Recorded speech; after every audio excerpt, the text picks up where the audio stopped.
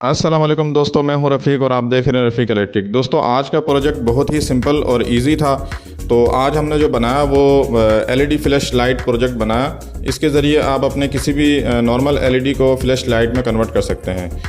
तो डेकोरेशन के लिए ये बहुत ही अच्छा ऑप्शन है। आप किसी भी नॉर्मल जो एलईडी जो सिर्फ ऑन रहते हैं, आप इसको फ्लैश में कन्वर्ट कर सकते हैं इस प्रोजेक्ट के ज़रिए।